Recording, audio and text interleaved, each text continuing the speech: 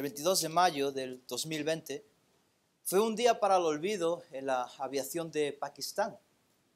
Y, tristemente, un avión con 99 pasajeros se estrelló. Tras una investigación exhaustiva, las autoridades del país, después de examinar todas las evidencias, la caja negra, etc., concluyeron que este terrible y trágico accidente fue resultado de la negligencia humana. Y cuando tuvieron la oportunidad de escuchar lo que sucedió, se quedaron perplejos de la causa de esta tragedia. Lo que sucedió es que el avión, cuando inició el descenso para aterrizar y desplegó el tren de aterrizaje, en medio de ese descenso, por una razón inicialmente desconocida, volvieron a replegar las ruedas del tren de aterrizaje sin que el piloto se diese cuenta de que ya no estaban. Entonces, cuando golpea la pista, el fuselaje del avión golpeó la pista, en ese instante el capitán reconoció que había un problema, intentó retomar el vuelo de nuevo y lo consiguió. Había algo de esperanza, pensaron, a ver si eran capaces de conseguir un aterrizaje de emergencia. Pero tristemente el impacto contra la pista dañó los dos motores del avión, hasta tal punto que acabaron estrellándose contra un edificio que estaba cercano al aeropuerto y 97 personas perdieron la vida. Y cuando las autoridades escucharon por fin la grabación de la caja negra, cuando fue recuperada en ese amasijo fundido de metales y restos, se quedaron anonadados, estupefactos, de que todo esto pasó porque los pilotos estaban distraídos. Si habéis volado una vez, sabéis que gracias al Señor, la tecnología hoy en día hace que realmente la única razón por la que tengas un piloto en su cabina sea para aterrizar y despegar el avión. El resto es todo automático. Y en ese proceso, en ese punto crucial del aterrizaje, estaban enzarzados los dos pilotos en una pelea. Estaban peleándose verbalmente, tenían una fuerte disputa, pero estaban discutiendo sobre el coronavirus, que no lo ha hecho. Entonces, ahora parece que ya ha quedado ahí atrás. Pero en el pasado, ¿quién no se ha peleado sobre ese tema? ¿Os imagináis la escena en la cabina del piloto? En un lado teníamos en la esquina al piloto con los guantes rojos y en el otro lado, en la otra esquina, el piloto con los guantes azules peleándose porque uno decía que había que seguir las estipulaciones del gobierno y otro decía que no, mientras este tenía a su familia muriendo en el hospital y este creía que todo era una falacia inventada. Y es lo que estaba pasando. Y esta disputa los distrajo de su verdadera prioridad, aterrizar el avión. Y este error tuvo consecuencias catastróficas y mortales. Y obviamente, como cristianos, nosotros podemos cometer el mismo error, el error de distraernos, de hacer primario aquello que es secundario. Y aunque nosotros seamos susceptibles de ese error, y es algo con lo que tenemos que luchar, no podemos pensar ni por un segundo, ni por un instante, que Dios también se distrae. Que de alguna manera Dios, quien realmente es aquel que está aterrizando el avión, es el piloto que nos lleva al destino que nos quiere llevar, que se va a despistar de su prioridad. Él no va a cometer ese error. No va a haber nada, absolutamente nada que lo distraiga. Lo cual es maravilloso, porque eso ya desde el principio nos da la garantía de que Dios va a llevar a cabo cada una de sus prioridades para nuestras vidas.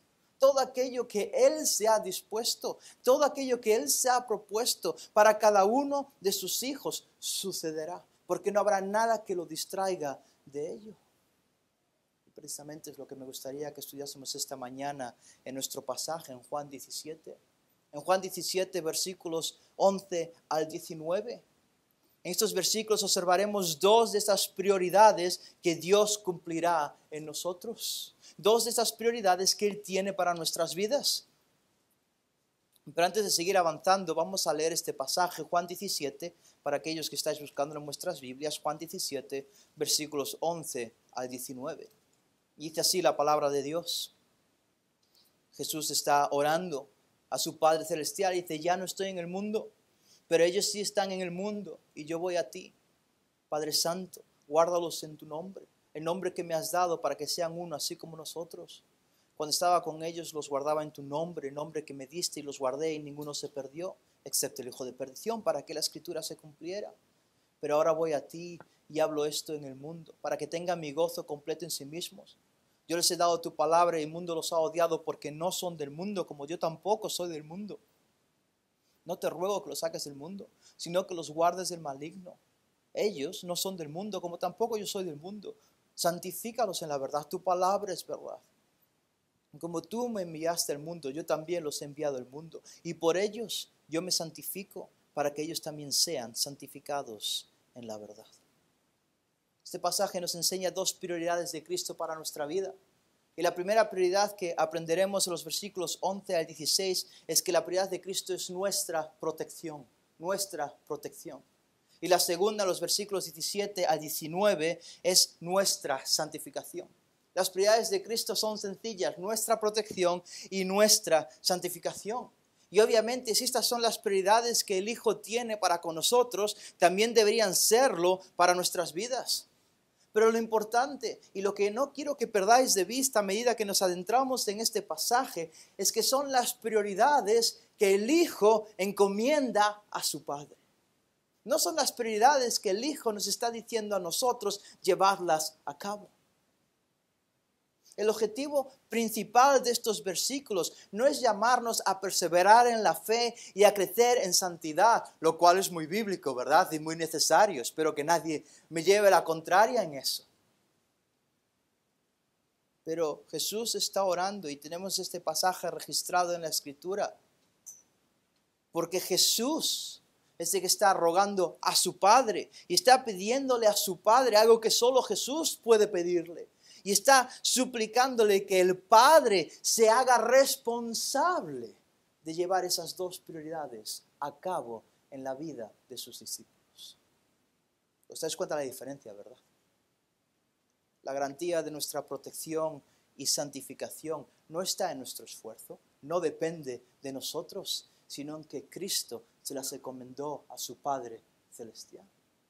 Fue Cristo mismo quien dijo que todo lo que yo le pida al Padre, Él me lo dará. Y si Él le pide, Padre, tú guárdalos, Padre, tú santifícalos, seremos protegidos y seremos santificados.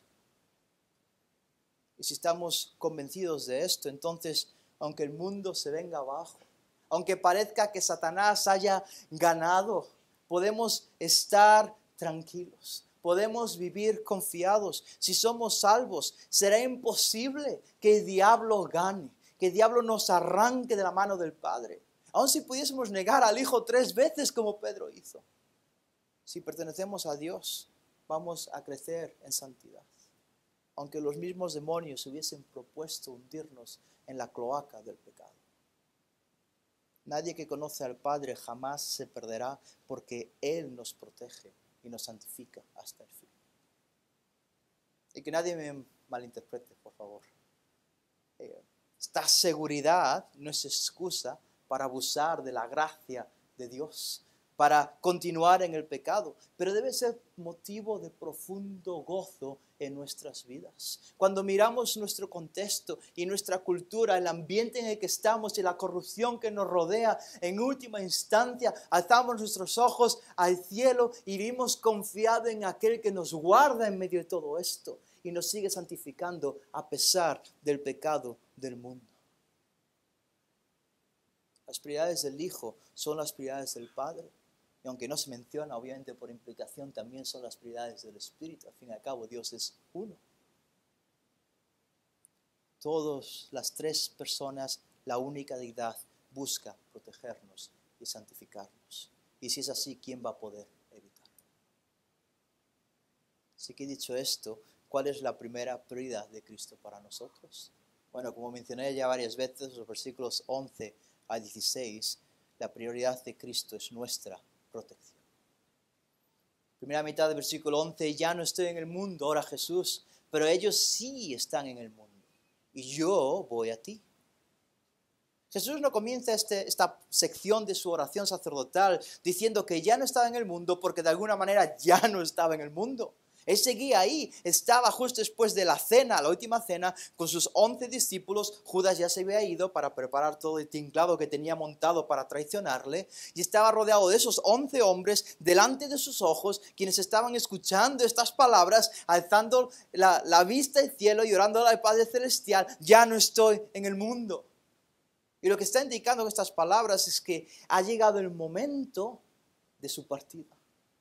Jesús cruzó el punto de no retorno. Su dirección o su viaje a la cruz había comenzado y ya no había vuelta atrás. Los discípulos aparentemente en este caso se iban a quedar solos, se iban a quedar desprotegidos. Jesús se iba a ir del mundo, pero los suyos se iban a quedar en el mundo. Y el problema de esto es que si volvía el Padre, todo el odio dirigido hacia Cristo ahora sería revertido o vertido contra sus propios discípulos, por lo que estos hombres necesitarían protección en el mundo. ¿Y cómo arregla Jesús este problema? Pues ora y le pide a su Padre que los proteja. Segunda mitad del versículo 11. Padre Santo, tú guárdalos. Jesús no ruega a sus discípulos que se protejan a sí mismos.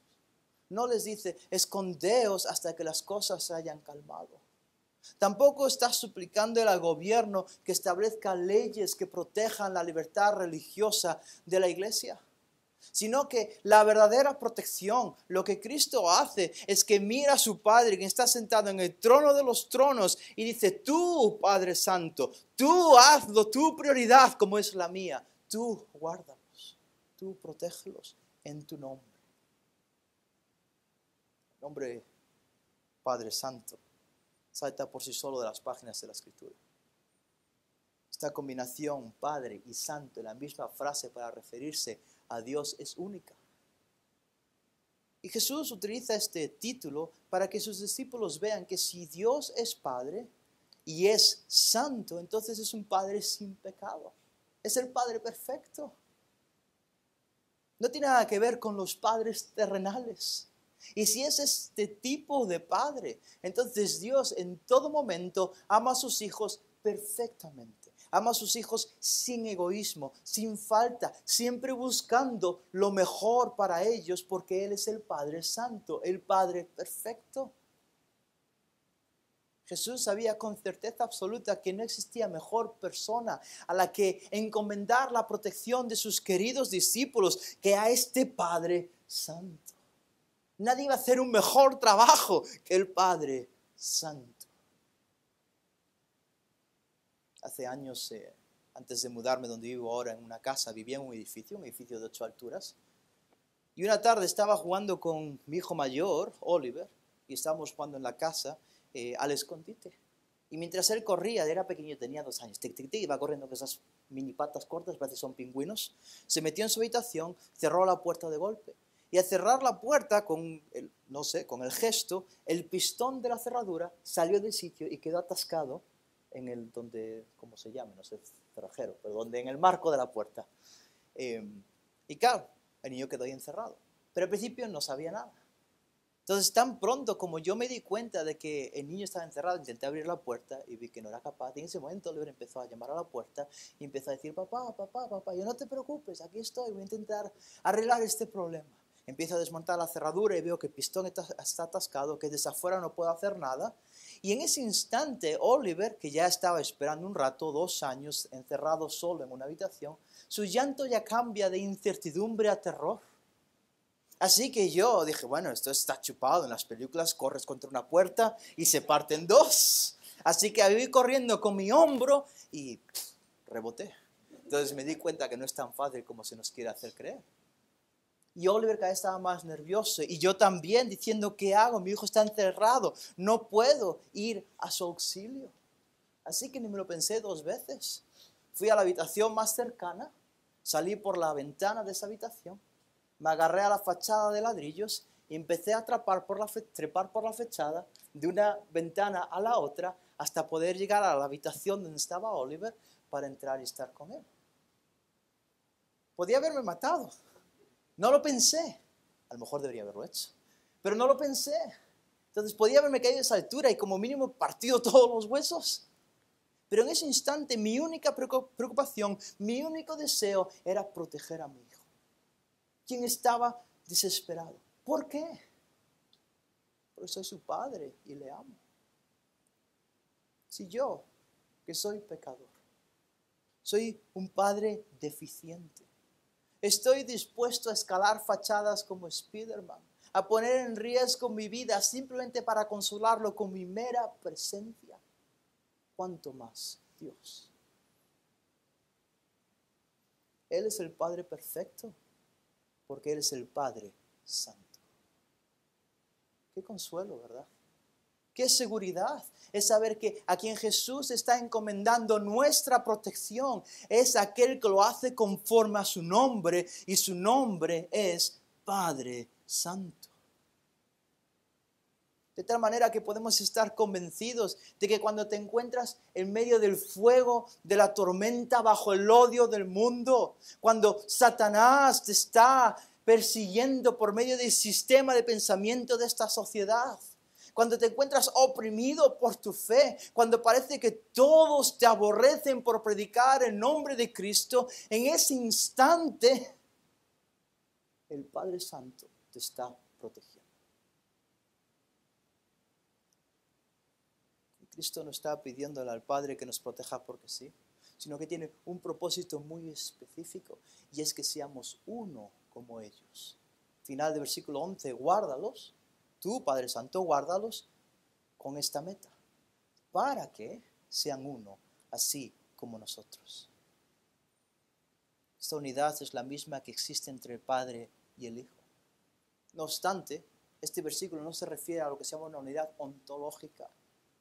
Después Jesús sí que orará pidiendo eso mismo, pero ahora no está pidiendo que mostremos el mismo carácter de Dios, que si Dios es amor, nosotros amemos, que si Dios es santo, nosotros caminemos en santidad, lo cual es cierto, o que pensemos lo mismo que Dios. Pero en este caso específico, de lo que Él está hablando es de mantenernos unidos como si fuésemos un equipo con la misma meta, tal y como el Padre y el Hijo hicieron. En los versículos 4 al 6 de este capítulo, Jesús afirma que vino a esta tierra para cumplir la misión del Padre y que la llevó a cabo. He terminado tu obra. Por eso Jesús, si leísemos todo el Evangelio de Juan, veríamos, como varias veces menciona, que he venido solo a hacer las obras que el Padre me ha dado a hacer. Y mis palabras son las palabras que el Padre me ha dado. Dios Padre y Dios Hijo fueron uno en su misión. Las dos personas de la Trinidad en perfecta unidad buscaron un mismo propósito, que fue dar a conocer a Dios, hacer visible al invisible, audible al inaudible, palpable al intocable. Y ahora Jesús, con esto en mente, de la misma manera, está orando al Padre. Protégelos para que ellos también estén unidos en este mismo propósito, que tengan esta misma misión como tú y yo hemos tenido. En nuestro caso, nosotros no revelamos a Dios, solo el Hijo pudo hacerlo, pero predicamos a Jesús, quien da a conocer a Dios. Un comentarista lo explica con estas palabras y cito: los discípulos no están en el mundo para hacer su obra, ni para desarrollar su enseñanza, sino todos ellos, sin fisuras, deben hacer la obra de Dios. Deben ser uno para presentar el testimonio de Cristo conjunto al mundo. Fin de la cita. Estos tapones se me clavó la nariz. Ahora bien, ¿por qué fue necesario que Jesús pidiese a su Padre que guardase a los suyos en su nombre? Bueno, porque ya no iba a estar en la tierra para protegerlos. Versículo 12. Cuando estaba con ellos, los guardaba en tu nombre, el nombre que tú me diste, y los guardé y ninguno se perdió, excepto el hijo de perdición, para que la escritura se cumpliera. Jesús es el buen pastor, y como tal protegió a sus ovejas, pero esa protección solo existió hasta que Él se fue. Él lo dice. No obstante, Él se iba, pero los discípulos de Jesús no se fueron con Él, se quedaron atrás. Y si se iba aquel que los estaba protegiendo, entonces ahora estos hombres necesitaban de protección divina. Y de ahí que ahora Jesús le pida a su Padre que sea Él quien los proteja. Pero alguien podría pensar, alguien muy avispado diría, bueno, para el caro, Rubén. Porque Jesús realmente no fue capaz de protegerlos a todos, porque supuestamente Judas se perdió. Y si es así, ¿significa entonces que el Padre tampoco va a ser capaz de guardarnos a todos y que algunos de nosotros también vamos a ser perdidos en medio del montón? Porque al fin y al cabo, Cristo realmente está pidiéndole que los proteja o los guarde en su nombre, que es el mismo nombre que tenía con el Padre, de la misma manera que Él los guardó, que ahora el Padre nos guarde a nosotros. Entonces Jesús anticipa y responde a este problema y claramente afirma que Él no perdió a ninguno, sino que sucedió tal y como tenía que suceder. Segunda mitad del versículo 12. Ninguno se perdió excepto el hijo de perdición, para que la escritura se cumpliera. Judas fue el hijo de perdición, el traidor. Él fue la cabeza que representan a todos aquellos que rechazan a Cristo y van a condenación. Es la razón por la que Pablo da ese mismo título al anticristo, porque también representa a todos los que rechazan a Cristo y van a condenación. Este traidor, Judas, comió del mismo plato que su maestro y aún así levantó su calcañar contra él, tal y como ya había profetizado el Salmo 41, versículo 9, como la Escritura había anunciado. Lo que nos da a entender que Judas siempre fue del mundo, aunque andaba con el grupo de los 12, pero realmente nunca fue un verdadero seguidor de Cristo. Y si nunca fue un verdadero seguidor de Cristo, sino que fue el hijo de perdición, entonces Jesús nunca lo guardó. Y si Jesús no lo guardó porque no fue su discípulo, entonces tampoco lo perdió, porque no puedes perder lo que no es tuyo. Cristo protegió a todos los suyos hasta el fin, y es con esto en mente que le pide al Padre que nos proteja como Él protegió a su querido rebaño. Y esta verdad debería producir absoluto gozo en nuestro corazón. De ahí las palabras del versículo 13, pero ahora voy a ti y hablo esto en el mundo para que tengan mi gozo completo en sí mismos. Este versículo demuestra que Jesús oró para que sus discípulos fuesen confortados en ese instante por sus palabras. Él se dirigió al Padre en voz alta para que estos 11 hombres escuchasen salir de la boca de Cristo que su prioridad era que el Padre los guardase, que el Padre los protegiese. Los discípulos estaban confundidos, estaban aturdidos, entristecidos. Habían depositado toda su confianza en este hombre, Jesús de Nazaret, de quien creían que era el Mesías. Estaban, de hecho, antes de participar de esta última cena, peleándose quién iba a ser el mayor en el reino de los cielos, porque confiaban, estaban pero persuadidos que esa era la noche que Jesús establecería el reino. Lo dejaron todo para seguirle, sus familias, sus casas, sus trabajos, porque iban a estar reinando con él. Se supone que el Mesías iba a quedar en la tierra con ellos. Y de repente todas estas expectativas y planes se esfumaron como rocío de la mañana, se cayeron como un castillo de naipes. Porque Jesús les dice, no, a donde voy es a morir y vosotros no podéis venir conmigo. ¿Cómo es posible, Jesús, que digas que te vas? No es lo que nosotros esperábamos. Y es en medio de esta incertidumbre, cuando Jesús pide al Padre, Padre, quedan como unos polluelos sin su madre, sin su gallina, pero tú protéjalos. Y el impacto inmediato de esas palabras, cuando los discípulos escucharon esa oración, debería haber sido gozo. Es lo mismo que sucede con mis hijos cuando les decimos que nos vamos escapados un par de días. Lo primero que les inundan, aún son pequeños, están en esa fase, es tristeza. Están aturdidos, nos vamos a quedar solos. Pero tan pronto como me escuchan hablar por teléfono con mis padres y pedirles que por favor vengan a quedarse con mis hijos para cuidarlos, esa tristeza se torna en alegría porque ahora los abuelos vienen para estar con ellos.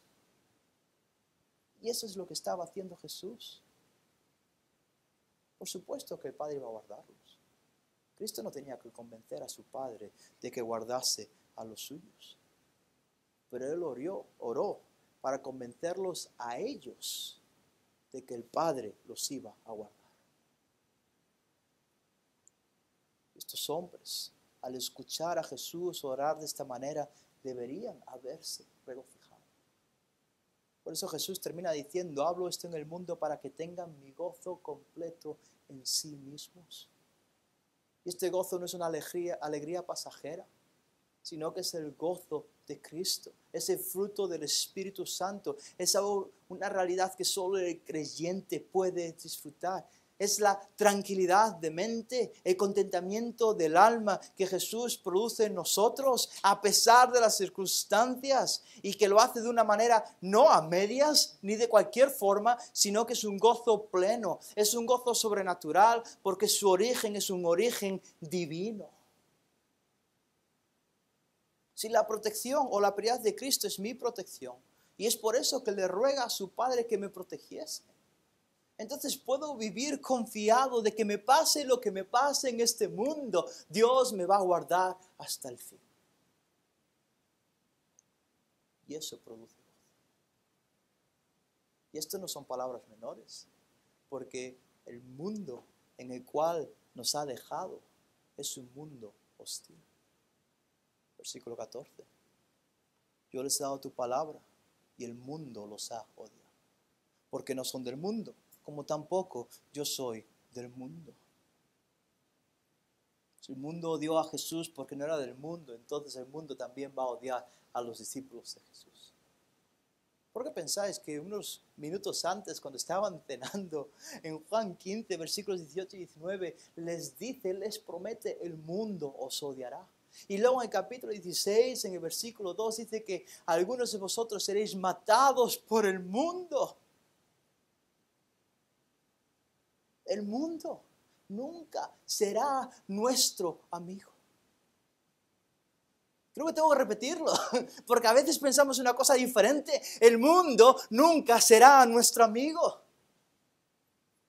De hecho, es uno de nuestros peores enemigos. Si es así, ¿por qué es que tantas veces vivimos queriendo agradar al mundo?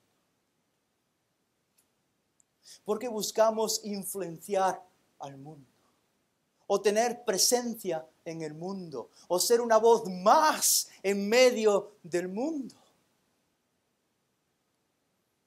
El mundo es un sistema diseñado y controlado por Satanás para cegar a los incrédulos y destruir a todo hijo de Dios. Pero, y esto es un gran pero, el Padre nos protege en medio de este mundo, porque nuestra protección es la prioridad de su Hijo amado. Y es a la luz de esto, de toda esta verdad de los versículos 11 al 14, que entonces ya podemos entender por qué es que Jesús pide lo que pide en el versículo 15. Dice, no te ruego que los saques del mundo, sino que los guardes del maligno. Si yo me caigo en una fosa de serpientes venenosas, ¿sabéis cómo me voy a proteger? Voy a salir corriendo.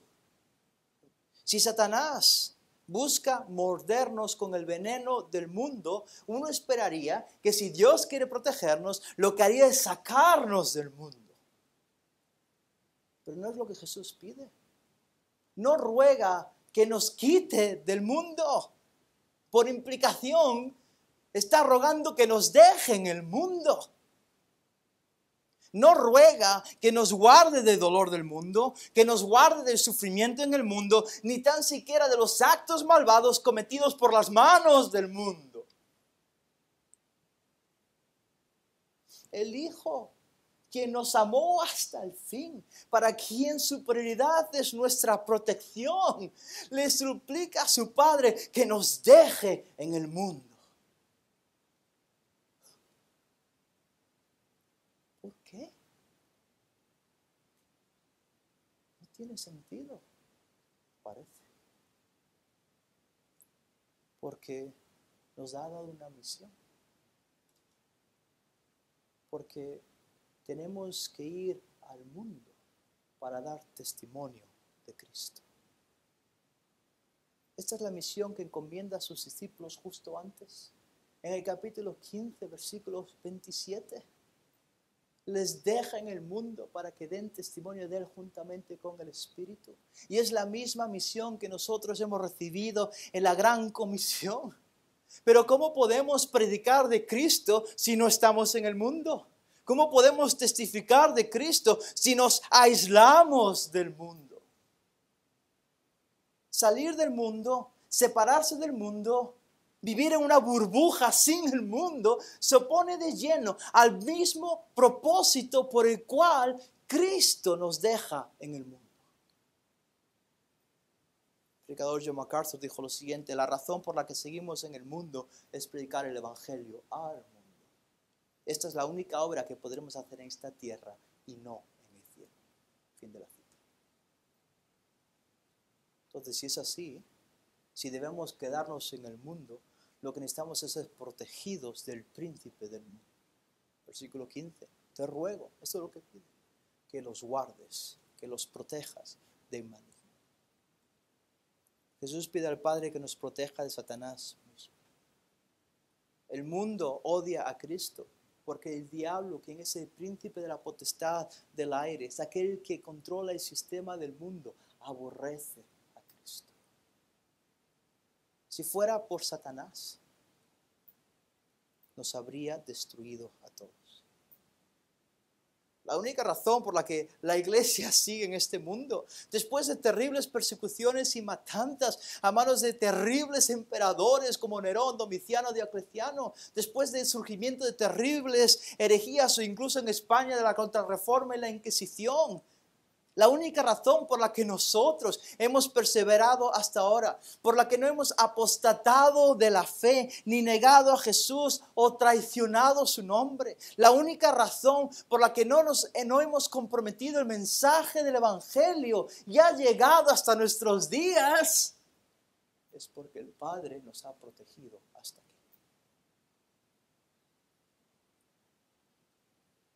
Esta protección está reservada solo para los que no son del mundo.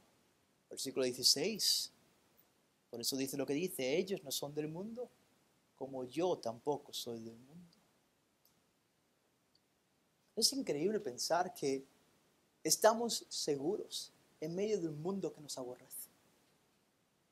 Que Satanás no podrá acabar con la fe de ninguno de los hijos de Dios. Que todos los salvos van a perseverar hasta el final. Que nadie se le va a escapar a Dios de sus manos. Sin embargo, si tú no has confiado en Cristo Jesús para el perdón de tus pecados, si tú no has depositado tu confianza en su exclusivo pago, la muerte del Calvario por la iniquidad del pecado y su transgresión, y en su resurrección para el perdón del creyente y su justificación, y no le has dado la vuelta o la espalda al mundo, tú no estás bajo esta protección. Sigues bajo el dominio de Satanás, dirigiéndote de cabeza a la condenación eterna. Si es así, la Biblia es clara. Arrepiéntete y cree. Cree en Jesús como el único camino al Padre, la única verdad del Padre, la única vida del Padre, como el único que te puede llevar a Dios. Cree en Él para que seas perdonado, pero también cree en Él para que el Padre Santo te proteja en el mundo donde estás. Pero a los creyentes, a los que afirmáis que sois seguidores de Cristo, discípulos de Él, os pregunto: si el Padre nos protege del maligno en el mundo, ¿cuál debe ser nuestra respuesta? La misma que la de los discípulos. ¿Qué hicieron estos hombres? Fueron al mundo y proclamaron a Cristo. La protección de Dios Padre es tal que aun cuando predicamos en nombre de Jesús en medio de un mundo controlado por el diablo, este terrible enemigo no podrá destruirnos. No hay oposición, no hay odio que destruyan a un cristiano genuino. Pueden acabar con nuestra vida, pero no con nuestra fe. Pero no tiene nada que ver con nosotros. No depende de mis méritos, de mi esfuerzo, de mi empeño, mi disposición. Voy a pagar el precio si hace falta. sino que es gracias a que el Padre nos protege porque es la prioridad del Hijo. Segunda prioridad la encontramos en los versículos 17 y 19. Es que la prioridad de Cristo es nuestra santificación. Vamos a leer estos versículos una vez más. Versículos 17 y 19 dicen así: santifícalos en la verdad, tu palabra es verdad. Como tú me enviaste al mundo, yo también los he enviado al mundo. Y por ellos yo me santifico, para que ellos también sean santificados en la verdad. El hecho de que Jesús le ruega al Padre que santifique a sus discípulos nos muestra algo importantísimo. Y es que nuestra santificación no es opcional. Ser santos es la única forma de vivir la vida cristiana. Lo cual tiene sentido. Porque si no somos del mundo, no podemos vivir como el mundo, ¿verdad? Algo que parece tan básico se ha vuelto extremadamente complejo. Hoy en día se hablan de cristianos carnales, cristianos que se han alejado de la fe pero que volverán, cristianos que profesan pero no practican, y no sé cuántas otras categorías que nos inventamos y que no son bíblicas, que definen a supuestos cristianos como gente que, a pesar de que están siendo guardados por el Padre Santo de la influencia del mundo, viven como el mundo. Y espero que después de todo lo que vimos en los versículos 11 al 16, os deis cuenta del terrible error que sería pensar de esa manera. Porque si el Padre nos protege de maligno, quien por medio del mundo busca destruirnos, y aún así vivimos como el mundo, entonces solo pueden darse dos cosas. O bien el Padre no protege a todos, y a algunos se le escapa de entre las manos, o bien el Padre nos está protegiendo porque sigue siendo del mundo. Sea cual sea la opción, el resultado es igual de catastrófico.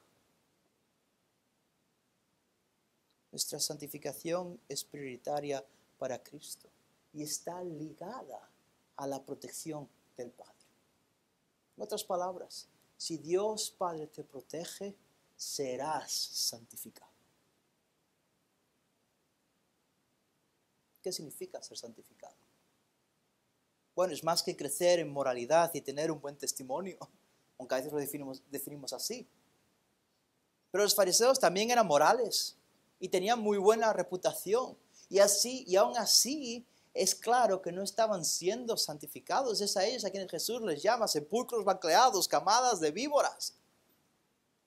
Ser santificado tampoco es dejar de hacer las cosas que hace el mundo. Puedes no divertirte como el mundo. Puedes no vestirte como el mundo, no beber como el mundo, no comer lo que el mundo come, no llevar los tatuajes que el mundo lleva, no celebrar las fiestas del mundo y seguir siendo como el mundo. Ser santificado es ser transformado más y más a la imagen y semejanza de Cristo. Ser santificado es ser despojado de todo lo que procede de la carne y revestido de todo lo espiritual y divino. Es manifestar el fruto del Espíritu: paz, amor, gozo, paz, paciencia, benignidad, bondad, fidelidad, mansedumbre, templanza. Es reflejar el carácter de Cristo, quien dijo: aprended de mí que soy manso y humilde. Un creyente santificado es aquel que desprende el aroma de Cristo. Es verdad que va a continuar pecando, pero no será caracterizado por el pecado en su vida, sino por la piedad y el amor. ¿Y quién podrá lograr tal cambio en nosotros? El Padre Santo. Porque ¿a quién está orando Jesús? Al mismo Padre Santo que ora: Señor, o Padre Santo, tú guárdalos. Ahora en el versículo 17, Padre Santo, a la misma persona, tú santifícalos.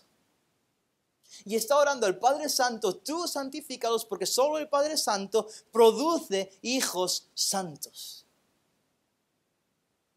Y esto no significa que entonces me tengo que despreocupar de mi santificación, para nada. Porque mirad cómo continúa el versículo: santifícalos, es lo que le pide, en tu verdad, tu palabra es verdad. Es cierto que Dios santifica, pero el medio por el cual nos santifica es la verdad. y no cualquier verdad. La herramienta que el Padre utilizará para transformarnos a la imagen de su Hijo es la palabra. El elemento santificador es la Escritura. La misma palabra que nos condujo a salvación prosigue su acción en nuestra vida santificándonos. Sin ella es imposible ser transformados a la imagen del Hijo. En palabras del famoso predicador Spurgeon, quien dijo: hermanos, esta Biblia es suficiente porque Jesús dijo: tu palabra es verdad. Sin embargo, la Biblia no actúa en nosotros por ciencia infusa. Tener una Biblia en tu casa no te santifica. Traerla a la iglesia tampoco te santifica. Leerla de Pascuas en Flores tampoco te va a santificar. Debes conocerla, debes entenderla adecuadamente, debes memorizarla, debes estudiarla, pero principalmente debes obedecerla. Y es así cuando por la obra directa del Espíritu el Padre te santifica y te hace crecer en santidad. Es su obra, es su acción, pero si no te esfuerzas para que la palabra more en abundancia en tu corazón, serás un creyente raquítico. Jesús está siendo claro, nada, absolutamente nada fuera de la Escritura puede lograr este resultado, nada te santificará. La Biblia no es solo para salvarte, también es para santificarnos en cada área de nuestras vidas, es una santificación integral. Y hermanos, tengamos cuidado y no caigamos en el error de pensar que la sabiduría de los hombres nos transforma a la imagen del Hijo de Dios. ¿Cómo nos atrevemos a creer que tal cosa es posible? Que lo que se origina en el hombre produce resultado de lo divino. Vaya necedad.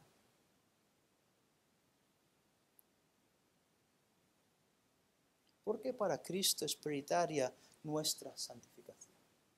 Porque es lo que le está pidiendo al Padre, su última oración antes de ir a la cruz. Bueno, por un lado, porque nos envía al mundo. Y por el otro, porque fue a la cruz no solo para salvarnos, sino que también para santificarnos. Fijaos, versículos 18 y 19. Como tú me enviaste al mundo, yo también los he enviado al mundo. Y por ellos yo me santifico, para que ellos también sean santificados en la verdad.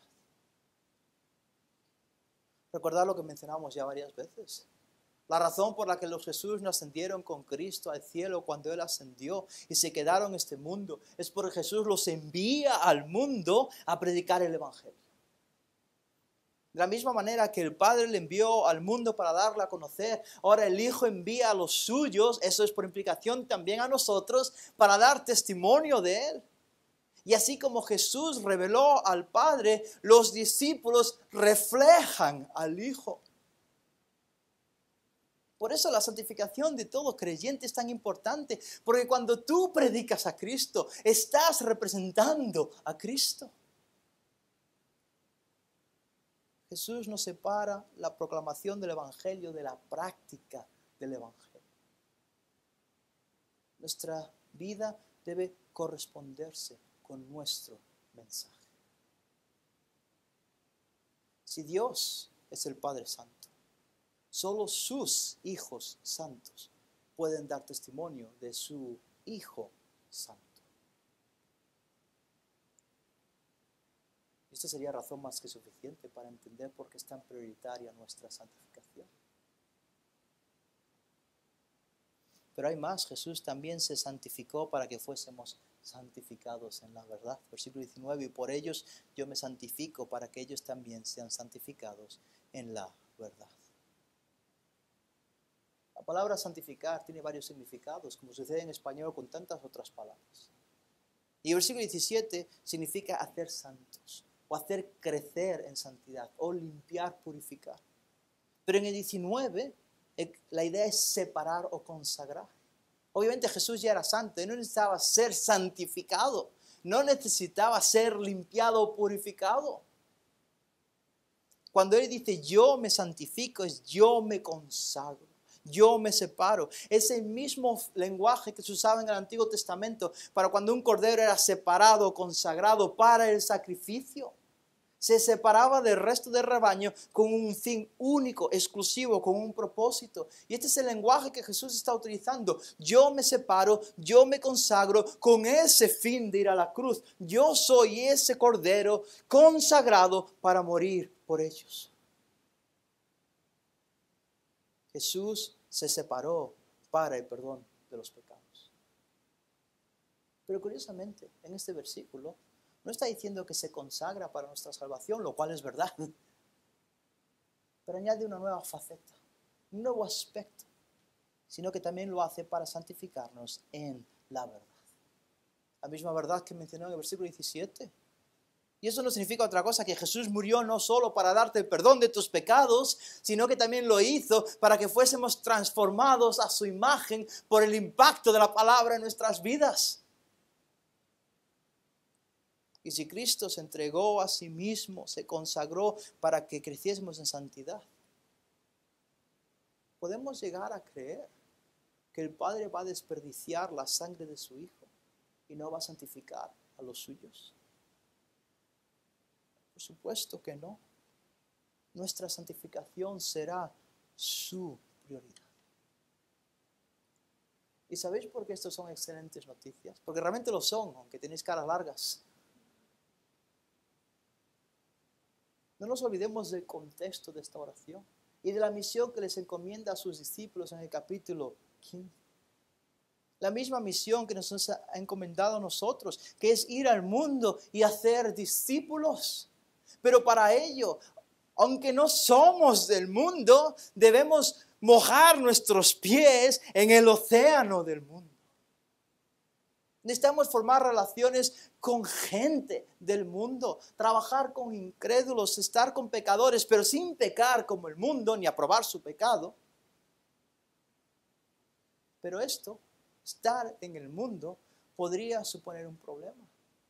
Porque si tú eres creyente, hay un deseo dentro de ti, y es que tú no quieres mancharte del pecado en el mundo. Sin embargo, la promesa es que Jesús está pidiéndole al Padre que cuando estamos en el mundo, predicando de Él, que el Padre nos mantenga limpios por medio de su palabra, a pesar de seguir en el mundo. No hay que ir al cielo para ser santificados. Puedes empezar a crecer en santidad en este mundo. ¿Te preocupa la terrible influencia pecaminosa de esta sociedad, del mundo? La solución no es aislarte en el pueblo de la cordillera o de la montaña o de la sierra. Es sumergirte en la palabra de Dios y serás santificado en el mundo. Pero cuando nos manchamos con el pecado del mundo, porque sucede, seamos honestos, la misma palabra que nos santifica también tiene una acción purificadora y por medio de ella podemos lavar nuestros pies, apropiarnos de la maravillosa gracia del Evangelio que hemos recibido y continuar testificando de Cristo en este mundo. Ir al mundo para proclamar su nombre supone ir al frente de batalla, a lo más caliente, a lo más intenso de la pelea, entrar en terreno enemigo y en ese momento cuando estamos entre fuego cruzado, el Padre nos guarda y el Padre nos protege, porque es la prioridad del Hijo. Pero ir al mundo también supone descender a la cloaca, a la ciénaga apestosa del pecado. Y en ese momento, cuando estás en ese alcantarillado que apesta, pues no hay por dónde cogerlo, cuando no quieres ni que te toquen las moscas que vuelan por ahí, el Padre te está haciendo crecer en santidad por medio de la palabra. ¿Y por qué va a hacer tal cosa? Porque el Hijo se lo pidió. Porque son las prioridades de su Hijo amado para nuestra vida, nuestra protección y nuestra santificación. Realmente podemos ir al mundo. y proclamar a Cristo sin miedo a que el mundo destruya nuestra fe. Y sin miedo a ser manchados por el pecado del mundo hasta tal punto que ni nos diferenciemos del mundo. Así que la pregunta obvia es, ¿qué más necesitamos para ir al mundo y predicar a Cristo? Policarpo fue uno de los discípulos del apóstol Juan. Vivió cerca de 90 años, 90 y pico de años, y terminó su vida como un mártir. Y hay unas famosas palabras que seguro que habéis escuchado recogidas durante su juicio. El procónsul tuvo piedad de él, aparentemente, por su avanzada edad, y quería persuadirle de que negase a Cristo para que no pasase por la tortura del martirio. Y Policarpo le responde, 86 años le he servido y ningún mal me ha hecho. ¿Cómo puedo yo blasfemar contra mi rey que me ha salvado? Entonces el procónsul le amenazó con los leones y quemarle vivo y otras cosas. Finalmente Policarpo responde, me amenazas con el fuego que extingue porque no conoces el fuego del castigo eterno reservado para los impíos. ¿A qué esperas? Haz conmigo lo que quieras. Al final este hombre fue sentenciado a morir quemado en la hoguera. Policarpo murió a manos del mundo, pero no destruyó la fe de Policarpo. El maligno intentó que renegase de Cristo, que abandonase el Evangelio. Sin embargo, su compromiso con su Señor fue tal que estuvo dispuesto a abrazar las llamas del fuego con tal de no darle la espalda a su Señor y Salvador. Y este hombre murió a manos del mundo, dando testimonio al mundo de que Cristo es Rey y Señor. ¿Cómo es posible que un viejecito de 90 años, sin fuerza, debilitado, perseverase de esta manera, proclamando a Cristo en santidad? Porque el Padre lo protegió y santificó. Nuestra protección y santificación son las prioridades del Padre y del Hijo. Y aunque el maligno nos odie y busque quitarnos la vida, no podrá arrebatarnos de la mano de Dios. Aunque el mundo quiera contaminarnos con el pecado, no podrá frenar el efecto santificador de la palabra en nuestras vidas. Por lo tanto, vayamos al mundo que Cristo nos envió y testifiquemos de Él a la vez que vivimos vidas santas para que el mundo sepa que nuestro Padre es un Padre santo. Si es así, si el Padre nos protege y nos santifica en este mundo, no encuentro mejores palabras para terminar que las palabras de Jesús mismo cuando dijo a sus discípulos, id pues y haced discípulos de todas las naciones, bautizándolos en el nombre del Padre y del Hijo y del Espíritu Santo, enseñándoles a guardar todo lo que os he mandado, y he aquí, yo estoy con vosotros todos los días hasta el fin del mundo. Vamos a orar. Padre, gracias por tu obra en nuestras vidas. Qué inmerecida protección. Gracias por tu obra santificadora. Gracias porque tú darás todo lo que el Hijo te ha pedido. Y qué tranquilidad y qué gozo y sosiego es saber que realmente nos proteges en este mundo, Señor, y que estas verdades nos animen a salir al mundo y proclamar a Cristo. Tantas almas perdidas que no saben qué les espera si mueren sin ti. Señor, ten piedad de Madrid y ten piedad de gente aquí que no te conoce y salva a muchos para la gloria de tu nombre. Y utiliza a mis hermanos en esta iglesia local redentor para que sean instrumentos tuyos llevando las buenas nuevas del Evangelio al mundo. En tu santo nombre.